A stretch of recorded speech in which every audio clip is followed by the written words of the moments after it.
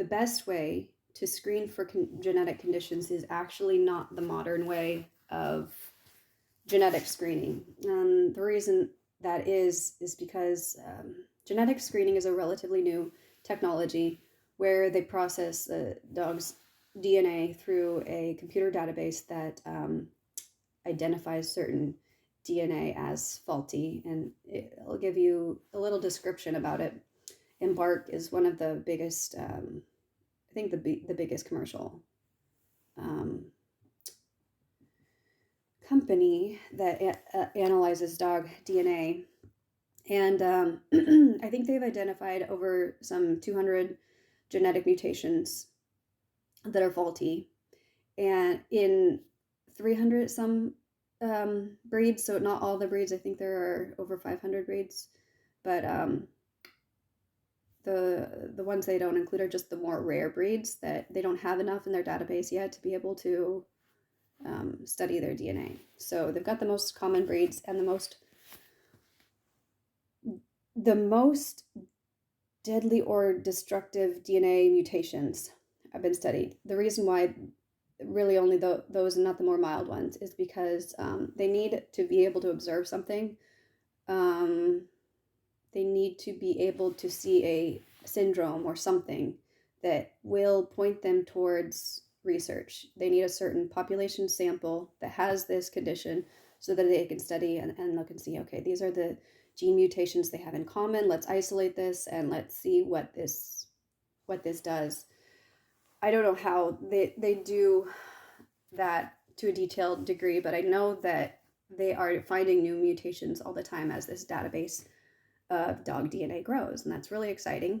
But if we rely on this too much, this can be a huge handicap. So let me describe how most ethical dog breeders are using genetic screening. You've got, let's say you've got a female that you want to breed, and you want to find a male that complements and will improve their offspring. And they always are breeding to a breed standard. So there's a standard that they're trying to achieve. And so they're always trying to improve one thing or another in the temperament or the appearance and structure. And in order to know which dogs to pair together, they do genetic screenings to see, okay, this dog has one copy of a mutation that causes, let's say, retinal dystrophy, if I'm remembering how to say that properly.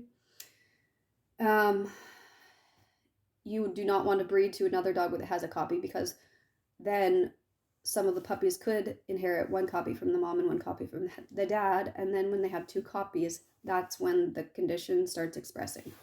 So a carrier is someone who has one copy of an autosomal recessive trait that does not express unless there are two copies. There are much fewer conditions in the gene pool that are autosomally dominant diseases, because those dogs tend to have the condition early on, and you can see them and eliminate them from your breeding simply by observing them, and it's usually not something you have to screen heavily for.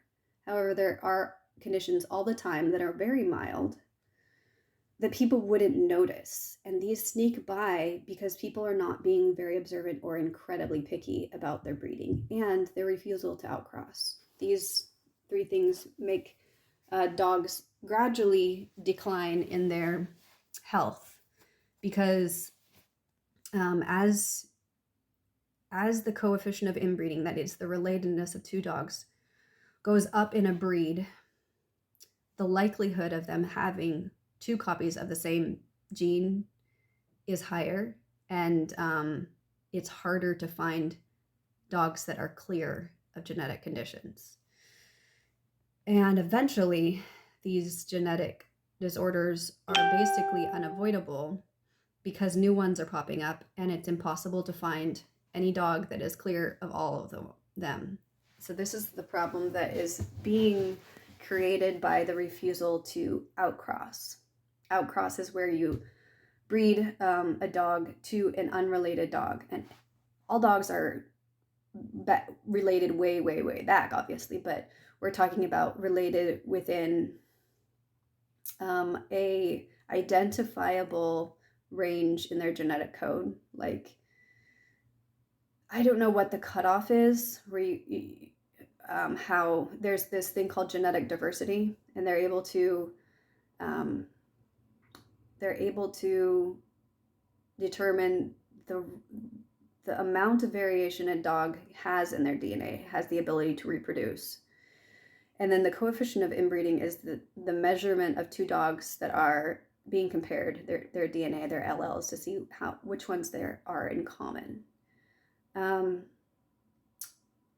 more common their DNA is, the higher the coefficient of inbreeding is. And what they've done is in large population studies of dogs, they've found that about 5% is a coefficient of inbreeding.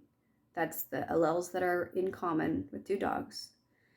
Above that point, you start to see problems popping up.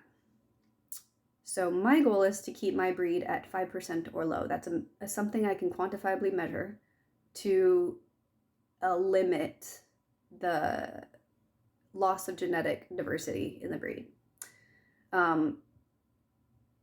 You can breed two dogs together that are related one time and then introduce other dogs, and that one breeding will be a high coefficient of inbreeding. But after that, it will go down again if you breed two unrelated dogs.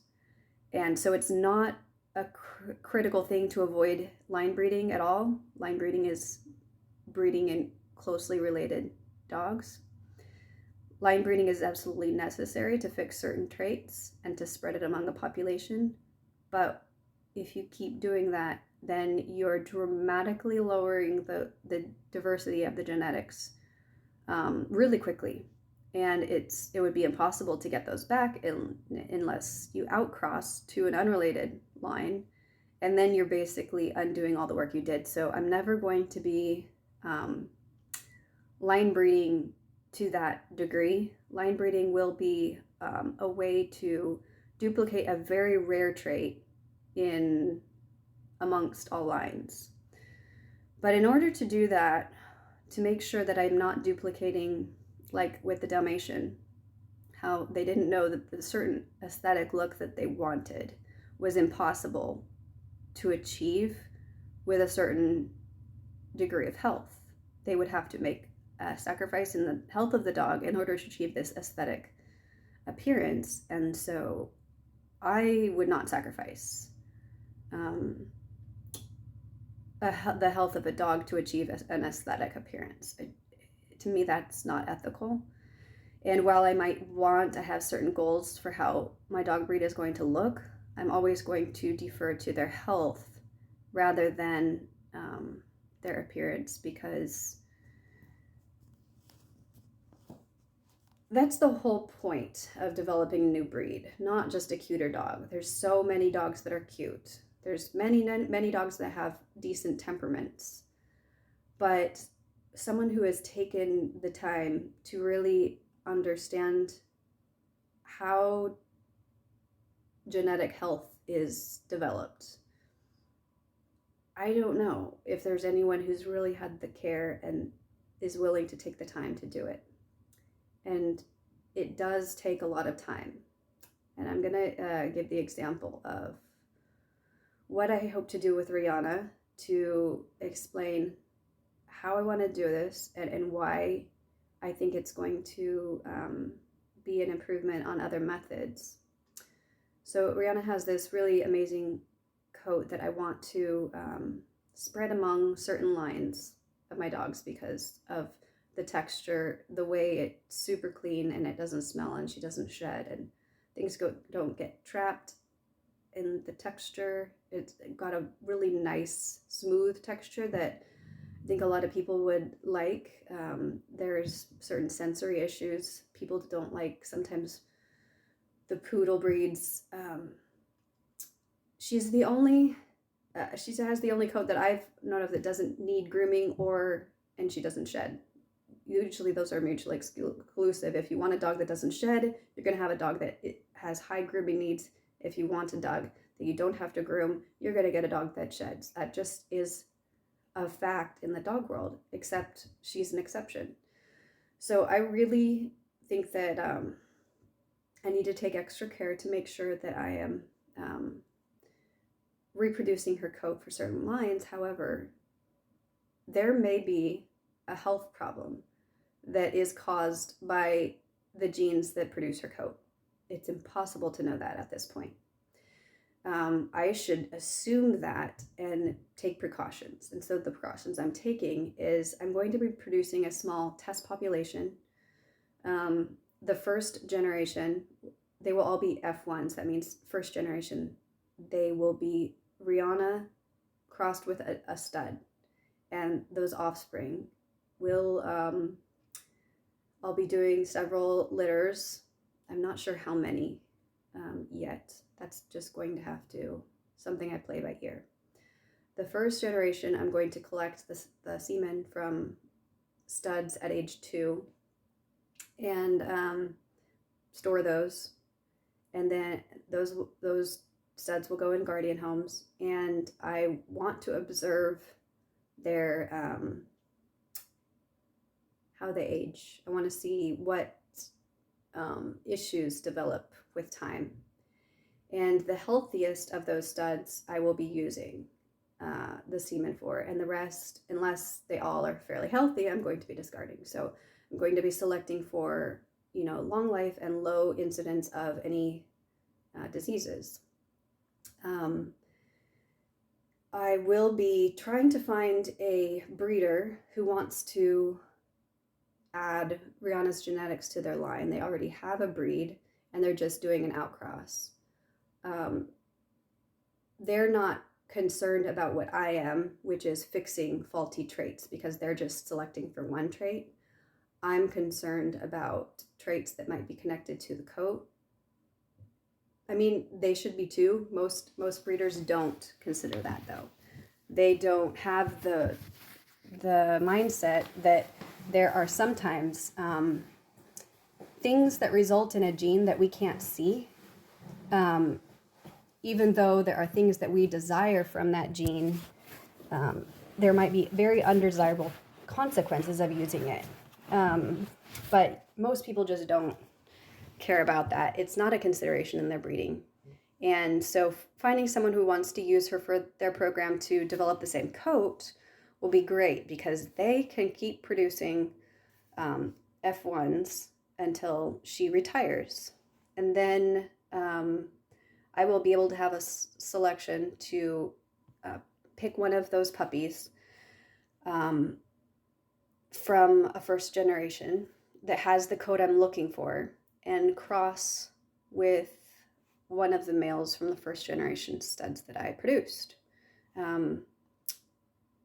Having that time to watch the studs develop and see how well they age is going to be critical in breeding in longevity into my breed. And so every single of my breeding dogs, I'm going to be doing the same thing. I'm going to have first generation studs, collect their semen at age 2, observe them until at least 10, possibly longer. If I feel like this breed is going to be living like maybe into their 20s, then I'm going to need to see how they do, much later than 10 years old. If their lifespan seems to be about 12, watching them up until 10 is fine. I think having 2 years of declined health is really common. And then as time goes on, I want to watch them as they're older and older and select. Maybe I can even wait until dogs. Yeah, that would actually be even better. I could wait until the dogs actually die and choose the ones with the longest lifespan and the least health problems before they died, and then choose those instead of just waiting till a random 10 years. See, I kind of develop my ideas as I'm talking about them, because it's a mess in my head, and sometimes trying to sort out my thoughts internally doesn't work very well. So I like doing these videos. I like getting feedback and further kind of honing my approach. But hope I didn't miss anything. I hope I didn't talk too fast and confuse you all, but I hope you can see that there is an approach I think that more people should be considering. And that, I guess I wanted to talk a little bit about that too. Instead of relying so heavily on the genetic screening, because you could only eliminate what you could see, and they only know a fraction of the genetic mutations that are possible. You might be breeding in a worse genetic mutation into your dogs because you're only focusing on screening the genetics you can see and mainly breeding for appearance. If you're breeding for much more, if you're like, hey, like me, I'm trying to improve every single area I can, the efficiency of the dog's breathing, their the management of their body temperature, the health of their skin, any little thing that is a slight indication of poor health. For instance, if they pant heavily, they seem anxious, these are nervous system issues that we could be pushing the development of the breed towards health instead of away from health if we continued to use outcrossing, bringing in new genetic, superior genetic material, and not continually eliminating potentially good genes from the gene pool by half blind screening processes, or even you're 90% blind. You're making decisions based on a very limited information and eliminating vast portions of the gene pool. By doing so, yes, you achieve a type that's closer together. That means the dogs look more similar, but the trade-off is that dogs are eventually more and more related. And I want to mention a study recently done that on average, the average breed is suffering from a coefficient of inbreeding that is 25% and up. 25% is the genetic material you would typically find in siblings or parents to child. It's a quarter of their DNA that is similar. That is really serious when you start seeing issues after 5% coefficient of inbreeding. You want the number to be lower, closer to 0. It's possible to even have a dog with 0 relatedness with another dog.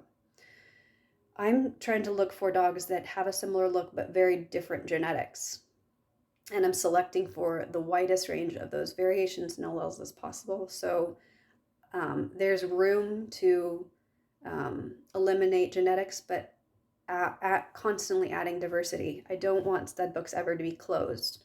Closing a stud book is the death of a breed. It's the eventual death of a breed.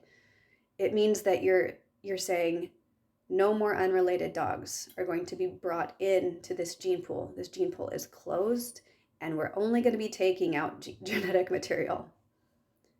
Imagine a bowl of alphabet soup, and let's say you've got 2 bowls, and one person is like, okay, I want my bowl to only have A, B, C in it, so I'm going to take out all the other letters.